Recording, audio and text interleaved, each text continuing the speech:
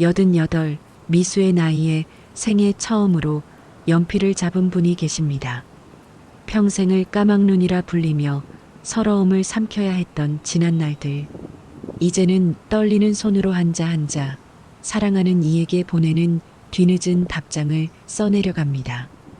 하늘에 있는 남편에게 전하는 할머니의 첫 번째 러브레터.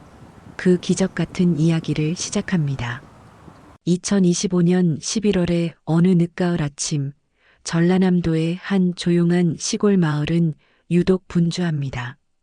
붉게 물든 단풍이 마당을 가득 채운 고택의 마루에서 김금순 할머니는 마치 소풍을 앞둔 어린아이처럼 가방을 챙기고 계십니다.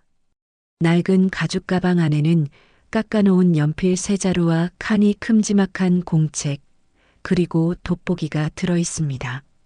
할머니의 굽은 허리가 오늘따라 유난히 꼿꼿해 보입니다.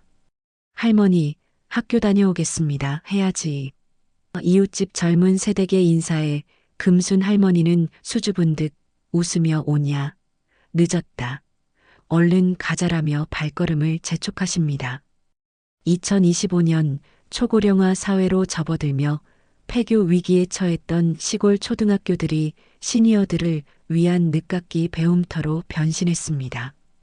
금순 할머니는 이곳의 최고령 신입생입니다. 서리가 내려앉은 논뚝길을 걸어 학교로 향하는 할머니의 뒷모습에서 설렘과 긴장이 동시에 느껴집니다. 평생 호미와 낫만 잡았던 투박한 손으로 연필을 쥐는 것이 얼마나 힘겨운 일인지 우리는 감히 상상할 수 없을 것입니다. 하지만 할머니는 포기하지 않습니다.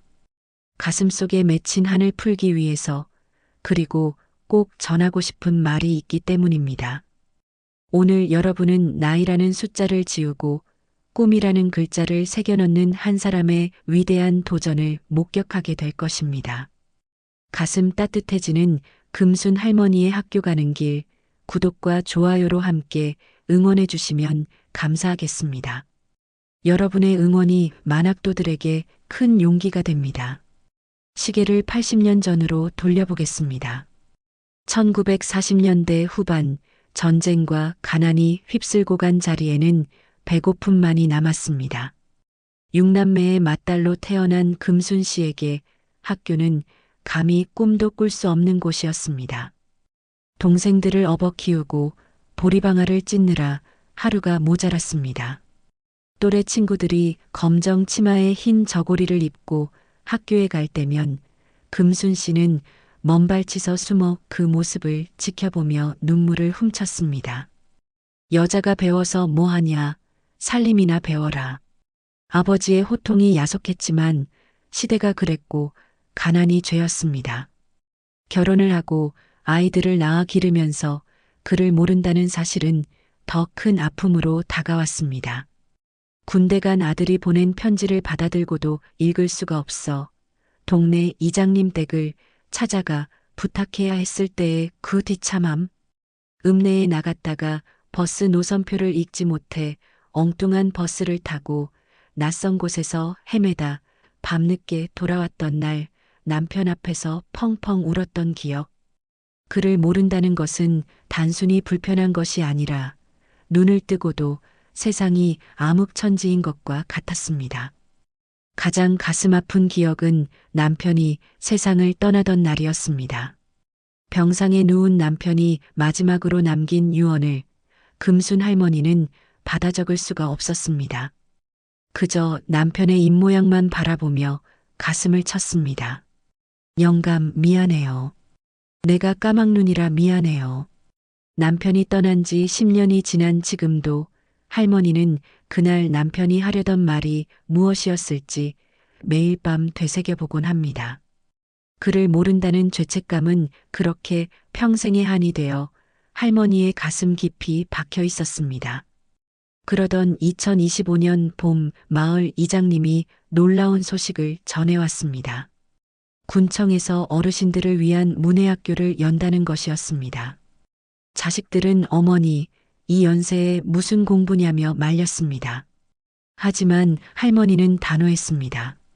내 죽기 전에 내 이름 석자는 쓰고 죽어야겠다.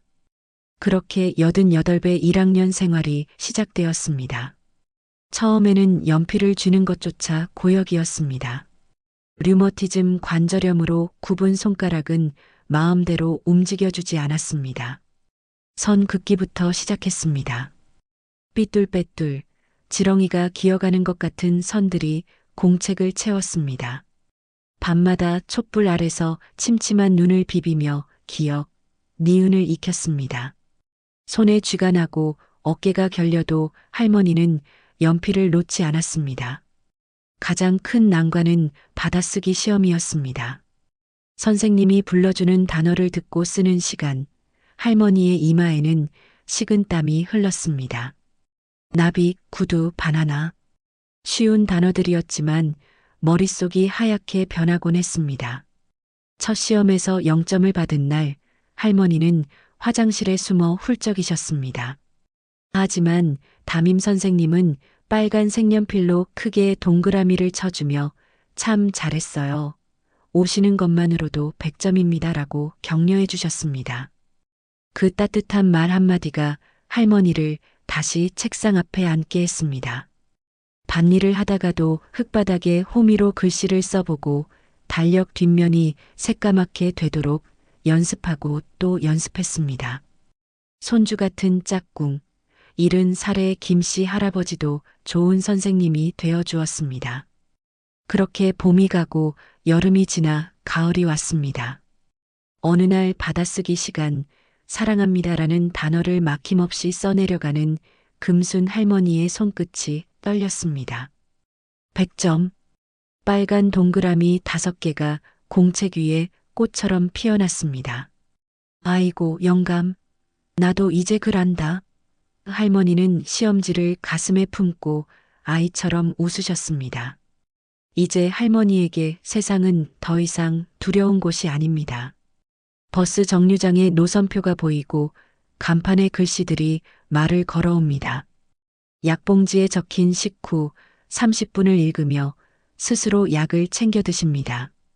까막눈이 떠지니 세상이 이토록 환하고 아름답다는 것을 88이 되어서야 알게 되었습니다. 할머니는 배운 글을 혼자만 간직하지 않습니다. 마을회관에 모인 친구들에게 동화책을 읽어주기도 하고 멀리 사는 손주들에게 서툴지만 정성 가득한 카톡 메시지도 보냅니다. 우리 강아지 밥 묵었나? 맞춤법은 틀려도 그 안에 담긴 사랑은 그 누구보다 정확하게 전달됩니다. 그리고 2025년 11월의 어느 맑은 날, 할머니는 고이 접어둔 편지 한 통을 들고 남편의 산소를 찾았습니다. 1년 동안 닳도록 쓴 연필 몽땅이도 함께였습니다. 차가운 묘비 앞에 앉아 할머니는 돋보기를 쓰고 편지를 펼쳤습니다.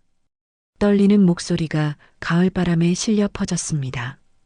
보고 싶은 영감. 나 금순이요. 글 몰라서 답답했지? 이제 나 글 배웠소. 당신 이름도 쓸 줄 알고 내 이름도 쓸 줄 아요. 진작 배웠으면 당신 군대 갔을 때 편지라도 한 장 써줄걸. 미안하고 고맙소.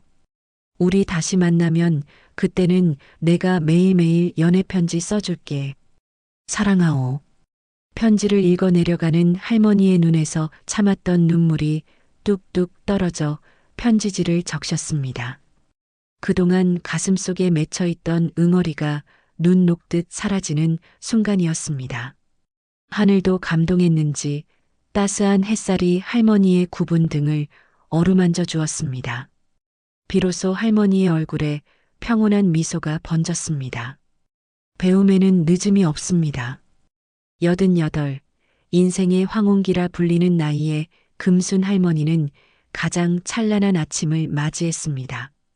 할머니의 몽당 연필은 우리에게 말해줍니다. 꿈을 꾸기에 너무 늦은 나이란 없다고 시작하는 순간 우리는 다시 청춘이라고 말입니다. 오늘 여러분도 미뤄두었던 꿈이 있다면 용기 내어 시작해보는 건 어떨까요? 금순 할머니의 아름다운 도전이 여러분의 삶에도 작은 불씨가 되기를 바랍니다. 감동과 희망을 전하는 저희 채널, 앞으로도 계속 함께 해주시길 부탁드리며 구독과 좋아요 잊지 마세요. 시청해주셔서 감사합니다.